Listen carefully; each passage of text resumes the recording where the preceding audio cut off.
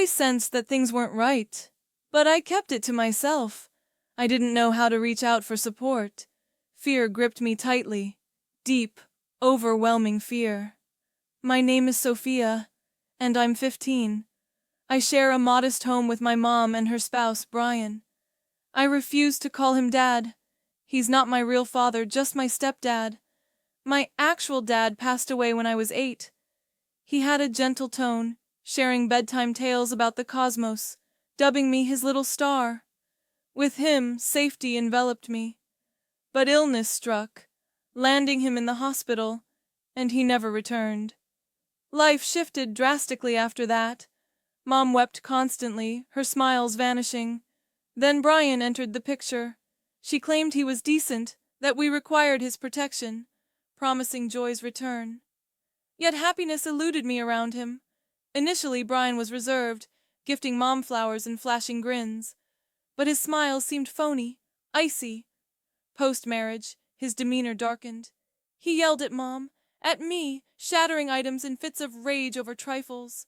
Once, a glass flew to the floor, splintering everywhere as I stood by the sink, yearning to flee.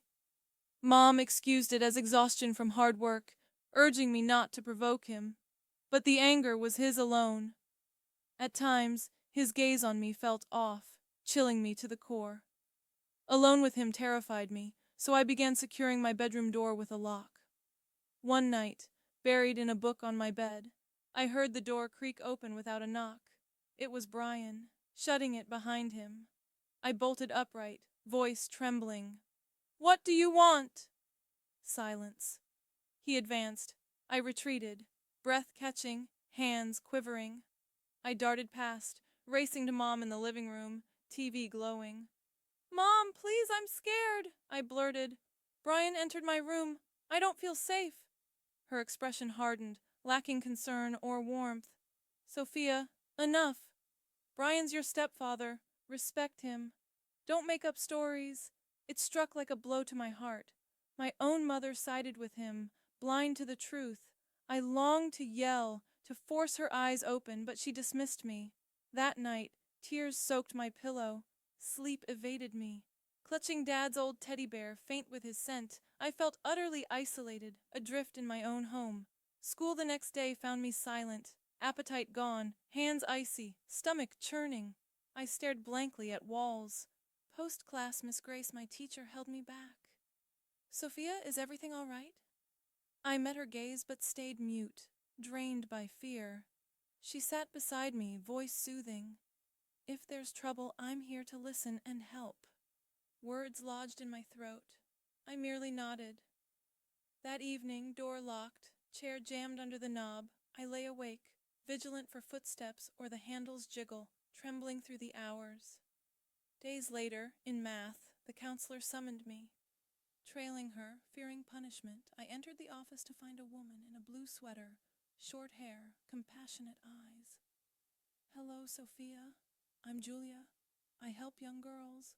Let's chat." Seated, nerves raw, stomach twisting, she explained. "Miss Grace contacted us. She's concerned." One question, "Do you feel safe at home?" Tears welled. Without hesitation, no escaped. Julia nodded calmly. "Thank you for sharing." "That's brave." Events accelerated. Moved to another room, I sipped a warm beverage from a kind woman who gently probed. Exhausted, I answered sparsely, craving rest. They deemed home unsafe, arranging a temporary stay elsewhere. That night, a clean, softly lit house welcomed me. Ellen, smiling, introduced herself. "You'll stay here for now." My room held 2 beds, one with a large teddy, the other mine. A girl at the desk greeted. "Hi, I'm Tara." We exchanged few words. On my bed, clutching my bag with Dad's photo, him holding me, I felt the weight. Sleep fled. Quiet sobs escaped. Tara rose, offering a blanket. "It gets chilly." Grateful, I accepted. Her small gesture loomed large amid long absent kindness, easing my solitude. Morning dawned quietly, sky overcast. I lingered in bed until Tara, brushing hair, offered breakfast. I declined, hunger absent. Washing up, mirror reflecting red eyes and weary features, I appeared aged. In the kitchen, Ellen's toast aroma warmed. "Good morning, Sophia," she beamed, plating toast and fruit. "Eat a bit." I nibbled slowly as Tara ate swiftly, then grabbed her bag. Time to go. We walked to school silently, cool air biting, gray skies above. Old classmates glanced but said nothing. I averted eyes, hands shaky, chest tight. Miss Grace approached softly. "Good to see you, Sophia." Her smile prompted a nod and whispered, "Thank you." Class dragged. I sat rear, mind wandering to Mom, Brian, my former room. Did they miss me? Care? Lunchtime, Tara joined, sharing juice. "No lunch for you?" Grateful again. Post-school walk home, I queried. "How long here?" "A year," she replied. Surprised. "That long?" "Yeah, 2 prior spots, but this is fine." I held back further questions, sensing her sorrow. Evening, I journaled to Dad. "Dear Dad, I miss you. Lost without you. Unsure of safety, but Tara's here. Quiet. Kind. Her blanket helped. Closing it under my pillow lightened me slightly. Days blurred into routine. Ellen's kindness, morning check-ins, soup for fatigue, tea for cold, built trust. Tara and I chatted lightly. Books, tunes, meals. She favored spice, I didn't. One sunny afternoon in the garden, she handed me a yellow bloom. Smiling, "Thanks." She gazed skyward. "Sun makes everything softer." Venturing, "Miss your family." Pause. "No, home wasn't good." I held the flower, probing no more. Nightly on beds. "Still think of Mom?" Daily. "Hate her?" Long silence. Unsure, mostly sad. Tara stared wallward. I hated mine, now just weary. Our quiet bonded us wordlessly. That week, Miss Grace visited, gifting a red notebook. "Jot feelings, it aids." I wrote, "Felt sun today." Smiled, chatted with Tara. First good day in ages. Morning brought a letter. Mom's. Hands chilled, I read, "Sophia, unsure you'll read. Sorry, I was scared. Didn't listen. Protect. Miss you. Love you. Want to mend. Love, Mom." Heart racing, I reread. Tara, reading it. Believe her? Unsure. Sleepless, pondering her words. Hurt lingered like a wounded wing needing mending.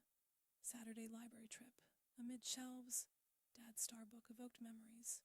His voice, touch, whispering, "Miss you, Dad." Tara beside, like the quiet here. Agreed. Evening. Self-letter and read book. "Dear Sophia, not weak, not faulty. Spoke truth, stood brave, means everything. Small, genuine smile. Month on, group home life steadied. School, chores, nightly notes. Pain persisted. Dad's absence, Mom's thoughts. But I thawed, progressing incrementally. Afternoon, Ellen. Sophia, a visitor request." "Who?" "Your mother." Frozen, heart pounding, anticipated yet feared. "Optional," Ellen assured. After pause, "Okay." Week tensed. Insomnia, questions, anger, tears. Brian, apology. Friday, told Tara, "Mom visiting?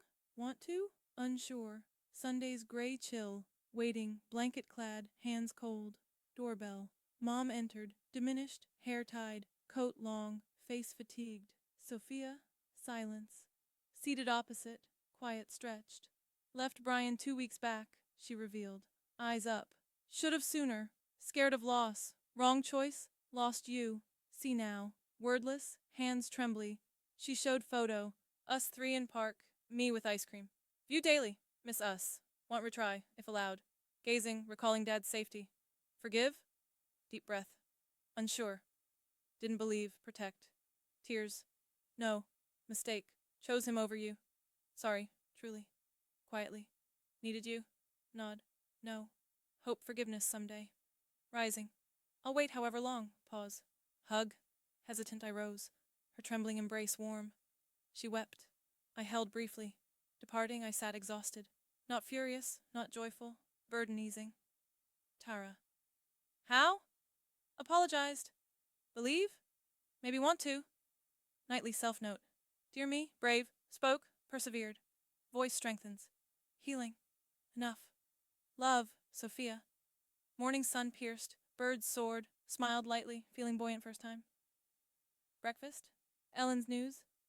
Foster family wants meat. Blinked. Mean. Kind folks, no story. Interested. Must. No choice. Thought. Okay, meet. Week's nerves hopeful, not fearful. Saturday. Yellow house, Clara's curls. Hi, Sophia. I'm Clara, husband's Dan. Warmth, cinnamon scent, books, flowers. Chatted likes. Books, music, food. Past untouched, safe. Leaving. Ellen queried thoughts. Nice, liked.